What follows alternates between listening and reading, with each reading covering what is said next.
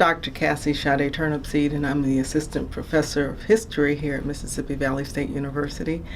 And my focus in the research that I'm doing is on cotton and the cotton industry, but more specifically the cotton kingdom of the Mississippi Delta. And the focus really is around the labor and the contributions that sharecroppers, tenant farmers, day laborers, grandmama and them made to the global economy. What's not spoken of very often, if ever, and which has been disclosed in my research, is that, first of all, the cotton is not indigenous to the South or to the American South. It is indigenous to parts of Asia and more southern regions of the Americas, but more specifically to Africa. So when we came over as enslaved people, we brought the seed, we brought the skills and the talent that really buttressed what soon became the American economy, because what's not talked about is the fact that cotton was the #1 industry for nearly 200 years, globally speaking. And it was the main hub was this Mississippi Delta. It had the premium cotton, it had the talent force, and it had that skilled unpaid labor that made America what it is today. So my research really does focus in on giving respect, making sure that dignity is intact. As we discuss it, as we research, as we write about it, I think it's really, really important that folks understand that this was sweat equity investment that was made by Grandmama and them. They understood clearly that the work needed to be done. They had the expertise, they knew what to do, and they did it. And they showed up, they showed out, and they made Cotton Kingdom here in the Mississippi Delta. So my research is about saying thank you to those workers, to those people who were rarely, if ever, recognized and given credit. But to my recollection and according to my research, were never thanked and were never properly thanked. And so what we're doing here at Mississippi Valley State University is ensuring that legacy and documenting it with the respect that it deserves.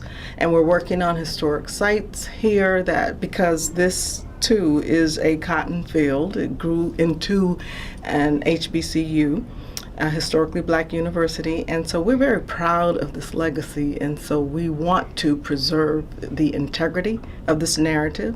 And so we're working on building out an interpretive site. We will bring in experts from all over the country, such as Ed Dwight, who is the #1 monument developer in the country, who has design plans already for a major statue, and the whole interpretive center will just be transformed into something like a museum that's in honor and in tribute and in dedication to cotton pickers. So that's my primary focus in the research that I'm doing here. And again, it's something that our children, our students, I like to call them my children, but our students are embracing. And they're embracing in a way that, again, resonates with their spirit. They understand the significance of giving respect. And they are more or less waiting for the rest of us to catch up with their understanding of the fact that unless and until you demonstrate, respect of the elders, you don't get respect. And that's something that I'm learning from them, and they are learning as they study their history, that they are just big on respect. And so that's why I'm really most proud of the work, is because it does that. It gives that respect and that dignity for the integrity of Grandmama and them.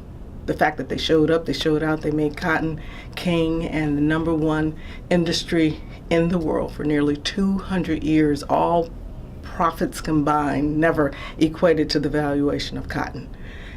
Yet, we have never said thank you. So, that's my work. I think the significance of research on university campuses is vital. I mean, this is where it gets done. And particularly when you're talking about things like cotton. are things like African studies or African American history, and it's not seen anyplace else. I mean, this is where the work gets done, and we are obliged, I think, to further that narrative and to continually dig deeper and to find the reasons why, everything has happened, the hows and the whys, and not so much the whens and the wheres and the whos, but just the hows and the whys. And to answer those questions in our research, I think that's when we are truly significant and are adding to the body of literature wherever our discipline may lie.